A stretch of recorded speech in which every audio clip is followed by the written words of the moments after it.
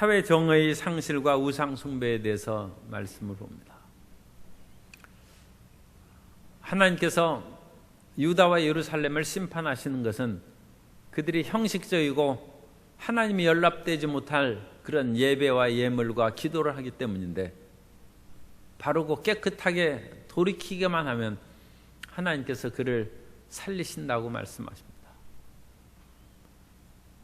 그래서 위선적이고 형식적인 신앙을 던져버려야 하고, 단 한 번을 예배 드리더라도 하나님 받으심직한 그런 예배를 드리면 주님께서 우리의 소원을 들어주시고 기도를 응답하시고 치료의 은혜를 내려주십니다.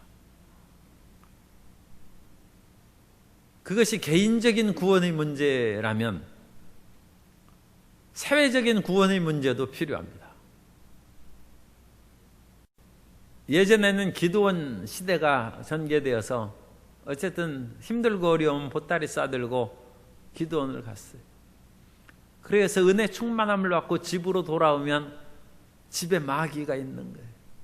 남편과 아내와 자식들이 마귀 새끼가 되어서 다 달려들어서 은혜 다 까먹는다는 그런 얘기가 있습니다. 그것이 작게는 가정 문제지만 크게 보면 사회의 문제입니다. 우리가 열심히 예수님을 믿고 살아간다 할지라도 직장과 사회생활이 그 사람을 힘들게 하는 것입니다.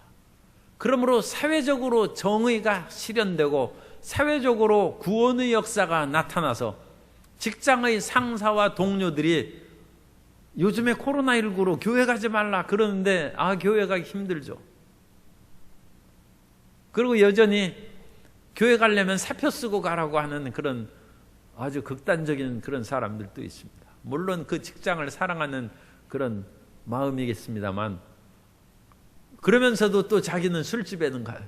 그러면 그거 말이 안 되죠. 자기도 그런데 어울려가는 그 마스크도 쓰지 않고 하는 그런 데를 왜 갑니까? 그러면서 특별히 교회는 지적하여 가려면 사표 쓰고 가라는 것은 이제 사회적인 정의 문제입니다. 그러나 유다의 그 모든 성읍들은 이제 하나님을 섬기기에는 합당하지 않은 그런 성읍이 되었어요. 21절에 보면 슬프다, 에카라는 히브리어인데 그 슬프다가 먼저 나옵니다. 그래서 여기 우리 성경에는 어찌하여, 그러니까 에카가 어찌 참 이런 일이 있는가 하는 그런 단어인데 우리 말에는 제일 첫머리에 안 나오게 번역을 했습니다. 신실하던 성읍이 어찌하여 창기가 되었는고, 정의가 거기에 충만하였고 공의가 그 가운데에 거하였더니 이제는 살인자들 뿐이로다. 신실하던 성읍이 정의와 공의가 사라져버렸어요. 물론 단어 뜻이 약간의 차이가 있습니다만 이런 거는 그냥 히브리적인 강조용법으로 생각합니다. 미시파트라는 것은 정의고 ጼ덱이라는 것은 공의인데 어쨌든 사회적인 올바른 행위를 특별히 강조하는 것입니다. 정의와 공의가 사라져버린 사회라는 것입니다. 그러면 사람이 살기가 힘들죠.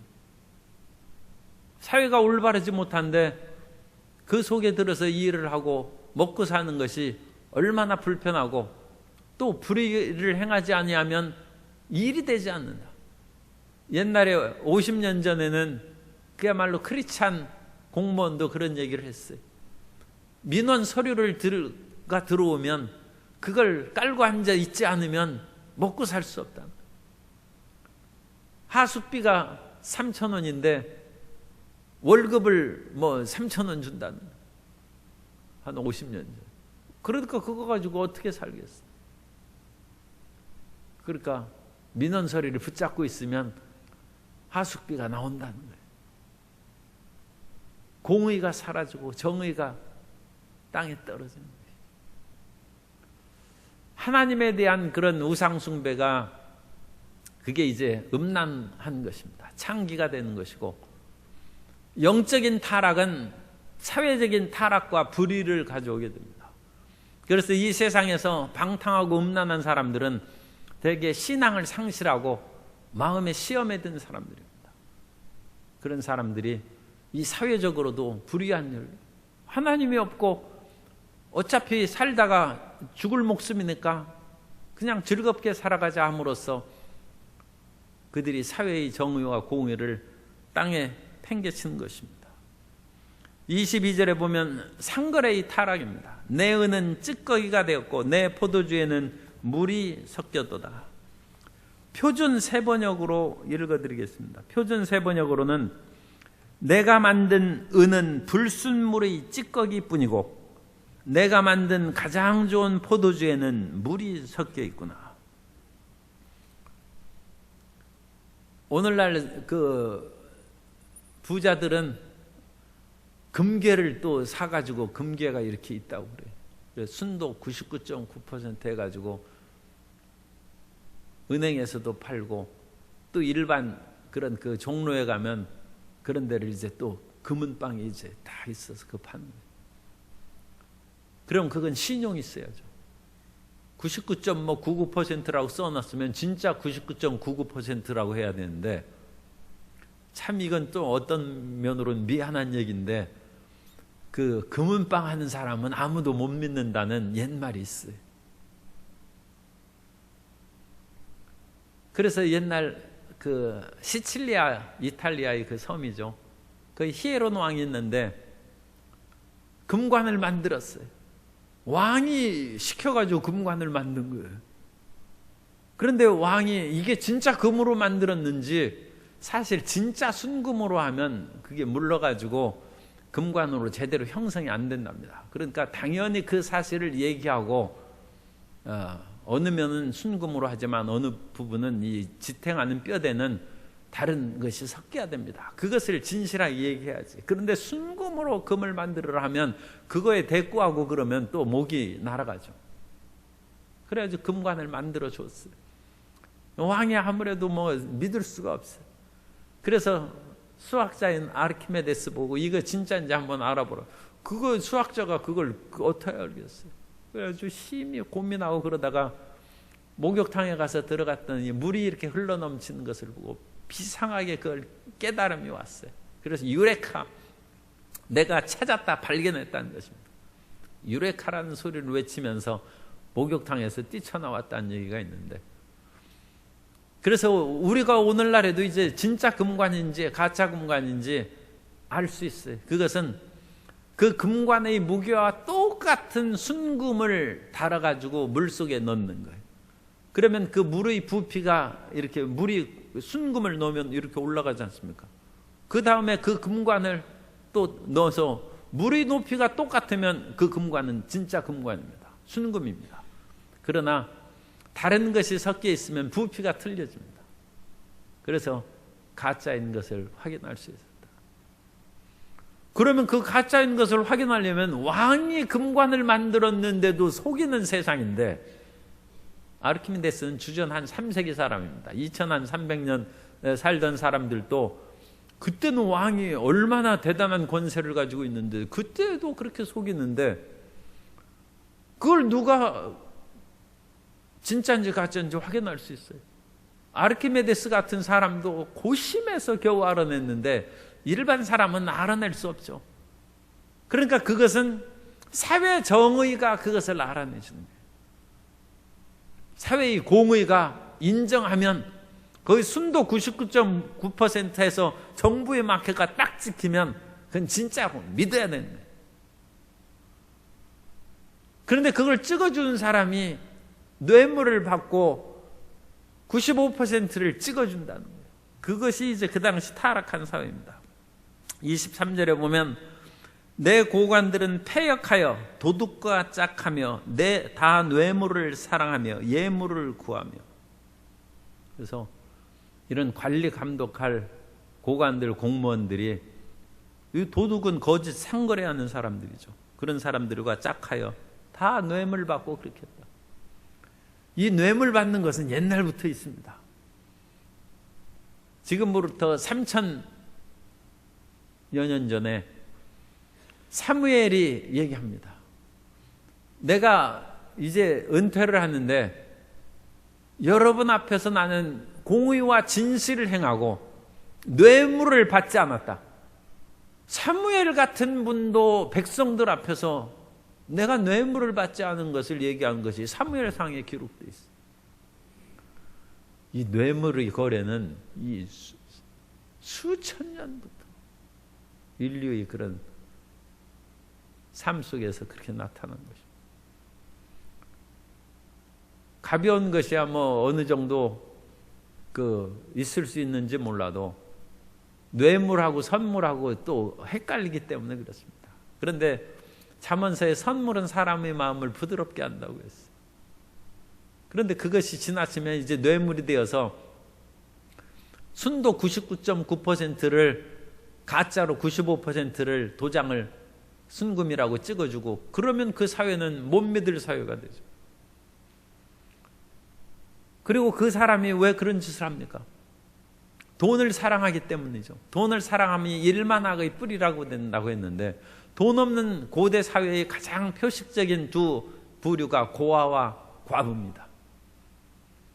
그래서 이 사람들은 돈 없는 사람은 이제 사람으로 안 보이는 것이죠. 그래서 고아를 위하여 신원하지 아니하며 과부의 송사를 수리하지 아니하는다. 그러니까 누가복음에서도 불의한 재판관과 한 맺힌 과부 이야기가 나오지 않습니까? 예수님께서 그 비유를 하신 것도 그 재판관이 재판하려면 무엇인가 이득이 있어야 되는데 이 과부는 한은 맺혔는데 돈이 없어요. 그러니까 시끄럽다 하고 안 들어주는데 그럼에도 불구하고 이 과부가 목숨을 걸고 그 불의한 재판관입니다. 하나님을 두려워하지 아니하고 사람을 무시하는 재판관임에도 끈질기게 나아가니까 내가 이 과부 때문에 제명에 못 살겠다. 그냥 속히 들어주고 문제 끝내야 되겠다. 그래서 재판관이 과부의 원한을 풀어준다는 것입니다. 기도를 그렇게 하라는 것입니다. 하나님 앞에 끈질기게 그렇게 기도하는데 그런 믿음을 주님께서 내가 다시 올 때 보겠느냐 하셨습니다. 어쨌든 믿음의 용사가 되어서 뒤로 물러가지 않는 불태전의 기도 용사가 되시기를 바랍니다. 이 사회적인 그런 아주 불의한 것들이 온 땅에 가득한 것이죠. 그러므로 24절에 주 만군의 야훼 이스라엘의 전능자가 슬프다. 여기에서 다시 에카 나옵니다. 하나님께서 징계하실 때도 슬퍼하십니다. 그래서 선지서는 상당히 사람들이 잘못에 대해서 책망하는 말씀이 많이 나오는데 하나님께서 슬퍼하십니다. 이 세상에서 가장 악독한 사람 중에 하나가 웃으면서 남을 때리는 사람입니다. 가끔 옛날에 군대 그야말로 50년 전에는 그렇게 웃으면서 부하 병졸들을 그렇게 얼차려 시키고 때리는 사람들이 그렇게 가끔 있었어요. 아주 비열한 것입니다. 그런데 하나님은 우리를 징계할 때 슬퍼하십니다. 그리고 하나님께서는 마음 아파하십니다. 그리고 자식이 공부도 안 하고 맨날 잘못된 행동해가지고 부모가 그를 징계하고 그럴 때 사랑의 부모는 그 마음이 자식은 매 맞아서 아프고 밥을 굶어서 고통스럽지만 그 부모의 마음은 얼마나 더 아프겠습니까? 세상에 부모도 그렇게 자식을 징계하면서 아파하는데 하물며 사랑의 하나님이 우리를 징계하실 때 얼마나 슬퍼하시겠습니까? 얼마나 고통스러워 하시겠습니까? 그러므로 하나님 내 이와 같이 아프고 고달프고 힘듭니다. 죄 지은 사람은 차마 그 얘기 하나님 앞에 못합니다. 하나님은 더 괴로워하신다. 그것을 읽어드려야죠.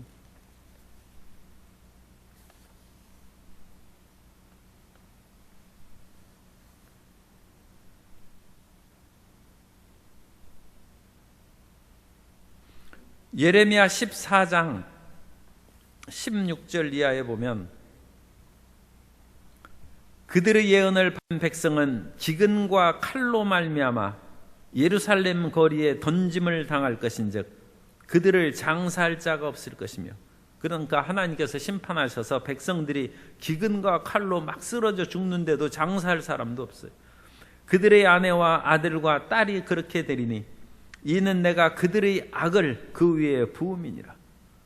너는 이 말로 그들에게 이르라. 예레미야에게 하신 말씀입니다. 그러나 내 눈이, 이건 하나님의 눈입니다. 내 눈이 밤낮으로 그치지 아니하고 눈물을 흘리리니 이는 처녀딸 내 백성이 큰 파멸 중한 상처로 말미암아 망함이라. 하나님이 우리만 우는 줄 알았는데 우리는 고통스러워서 우는 것이죠. 그런데 하나님은 그 악으로 인하여 처절한 상황에 처한 그 자식들 처녀딸 시온을 위해서 그 백성들을 위하여 밤낮으로 그치지 아니하고 눈물을 흘린다. 눈물의 선지자 예레미야라고 하는 것은 그야말로 유명한 얘기죠. 신학자 폰라드가 얘기한 것처럼 그건 하나님의 눈물이다. 그것을 믿어야 하나님을 믿는 것입니다. 하나님이 어찌 우시면서 우리를 때리시겠습니까? 하나님은 훨씬 더 고통 가운데 우리를 징계하셨은즉 혹시라도 잘못으로 죄로 인하여 징계를 받는 사람은 회개할 생각을 해야지 원망탄식하면 안 됩니다. 하나님이 얼마나 더 마음에 아픔과 고통을 당하고 계신지 철이 들어야죠. 그 마음을 가져야 돼요. 그래서 하나님께서 나의 대적이라고, 이게 이스라엘에 대한 말입니다. 내 대적, 내 원수에게 보복하리라. 하나님은 악을 징계하신 것입니다. 그런데 하나님께서 때가 지남에 내가 내 손을 내게 돌려 내 찌꺼기를 잿물로 씻듯이 녹여 청결하게 하며 이제 더러운 찌꺼기가 청결하게 하고 혼잣물이 제하여 버리고 내 재판관들은 천무와 같이 모사들은 본래같이 회복할 것이라. 그리한 후에 온 백성들이 사는 성읍이 의의 성읍 신실한 고리라 불리리라 하셨나니 25절과 26절 이 말씀은 엄청난 비약이 있어요. 이 사이에 상당히 많은 과정이 감춰져 있습니다. 하나님이 그들을 징계하시니까 그들이 처절하게 고통당하고 부르짖고 그래서 그 다음에 하나님 용서하십시오. 이제 회개하고 새 사람 되겠습니다 하고 돌아왔을 때 그들의 찌꺼기가 사라져버리고 혼잣물이 다 없어져 버리고 깨끗하게 됩니다. 둘째 아들이 탕자가 되어서 허랑방탕하게 살다가 새 아들이 되어서 돌아온 때는 상당히 시간 걸리지 않습니까? 그러나 그 둘째 아들을 자기 돈을 주면서 어렵고 죽을 지경이 되면 반드시 돌아오라. 그 아버지가 그렇게 얘기했어요. 그랬더니 그 아들이 돌아왔어요. 찌꺼기가 사라진 것입니다. 수없는 고통 가운데, 나라와 사회적인 어려움 가운데 지도자들이 참다운 지도자로 거듭나는 것입니다. 이 시간이 상당히 지난 것입니다. 심지어 유다와 예루살렘이 얼만큼 시간이 지났느냐? 나라가 망할 때까지 시간이 지났어요. 그래서 그들이 순수해졌어요. 오늘날 어떤 당에 보면 의석수도 다 잃고 초라하게 그렇게 하고 자기들 없어도 나라 운영하는데 조금도 지장 없이 지금 그렇게 잘 나가고 있어요. 그런데도 불구하고 자기들의 모든 것이 통합되고 힘을 합하는 그런 일이 눈에 확 보이지 않아요. 이 사회 지도자들이 환골탈태해가지고 완전 새롭게 되는 것이 그게 쉬운 일이 아닙니다. 끊임없이 어떤 당이 그렇게 망해가고 위축되고 초라해져도 완전 변해서 그런 모습을 보면 확 그것을 뒤집어 버릴 텐데 그거 못합니다. 그러니까 이 사회의 잘못된 지도자들이 정의의 지도자가 되기까지는 얼마나 시련을 겪어야 되고 그런 일이 있어서 새롭게 되기까지 백성들이 얼마나 괴롭겠습니까? 그러니까 그런 일이 없도록 정말 깨어서 기도해야죠. 그래서 온 나라 사람들이 이제는 바르게 됐어요. 이 부정직하게 잿밀을 진짜 좋은 걸로 섞어서 파는 그런 일을 절대 하지 않아요. 음식물 가지고 사람들을 속여서 재산 남기고 어떤 그런 큰 기업에서도 사람이 못 먹는 약간 부식된 그런 고기를 무슨 그게 소주에 세탁한다든 뉴스에 나왔죠. 그걸 빨아가지고 빨리 구워서 그렇게 먹게 해가지고 그렇게 하는 그 무슨 갈비집이 있다는. 절대 그런 일이 없는 의의 성읍이 된 하나님의. 그런데 그런 과정이 얼마나 시간이 걸릴지는 모릅니다. 그런데 이게 상당히 압축된 시간이라는 것을 그렇게 기억하셔야 됩니다. 그래서 종국적으로는 이런 회개와 철저한 반성이 없이는 나라도 망하고 개인적으로도 망하고 사회는 고통에 빠진 그것이 있다는 것이. 저절로 잘 되는 건 없습니다. 회개하지 않으면 새롭게 되지 않습니다. 끝으로 29절부터 31절까지는 우상 숭배에 대한 그런 징계입니다. 그래서 29절에 너희가 기뻐하던 상수리 나무로 말미암아. 그래서 이 상수리 나무 밑에서 제단을 쌓아놓고 그렇게 바알과 아세라를 섬기고 우상을 섬겼어요. 그래서 이 상수리 나무는 구약 성경에서 우상의 제단이 있는 그 나무를 상징합니다. 그러면 왜 상수리 나무를 섬기겠어요? 상수리 나무는 바알의 죽음과 다시 살아나는 것을 상징합니다. 바알은 비의 신인데 비가 요즘에는 살아났죠. 그래서 비가 엄청나게 오죠. 그런데 건기와 우기가 있는 이스라엘에서는 우기에는 바알이 살아난 것이고 건기에는 비가 안 내릴 때는 바알이 땅속으로 스며들어서 죽은 것입니다. 그러면 이런 죽고 사는 것을 상징하는 나무가 상수리 나무예요. 그래서 비가 올 때는 상수리 나무가 무성하게 푸른 잎을 내다가 비가 그치면 상수리 잎이 마르면서 잎사귀가 다 떨어지죠. 바알의 죽음을 상징합니다. 그래서 이 상수리 나무가 이 바알 가나안 종교에서는 중요한 그런 상징 나무입니다. 그래서 그 상수리 나무에서 수치를 당할 것이고 또 이 이스라엘 사람들을 또 가나안 사람들이 로망이 오늘날 청년들이 로망 그것을 얘기하고 청년들이 로망을 꺾어버리고 집을 못 사게 한다. 그래가지고 민심이 어지러워졌다. 그렇게 얘기하는데 이스라엘 사람들의 로망은 건기에도 물이 흐르는 동산이 그것이 꿈입니다. 옛날에 저도 어렸을 때는 집을 이렇게 좀 넓은 집에서 연못을 파고 거기에서 금붕어가 뛰노는 그것을 어릴 때 금붕어가 보니까 이쁘더라고요. 그래서 그런 정원을 가졌으면 좋겠다 생각했는데 요즘에는 뭐 그런 생각 없습니다. 그거 정원 관리하려면 설교 준비하는데 시간 뺏기기 때문에 그거 없는 것이 낫겠어요. 그런데 이스라엘 사람들이 로망은 그겁니다. 건기에도 물이 흐르는 동산, 푸르름을 잃지 않는 나무. 그래서 그것이 물된 동산이에요. 우리가 기도할 때 많이 하는 물된 동산은 이스라엘에게 있어서는 로망이고 그것은 위대한 꿈입니다. 그것이 에덴 동산이에요. 그래서 롯이 요단뜰을 바라보며 물이 넉넉하여 하나님의 동산, 야훼의 동산 같다고 했어요.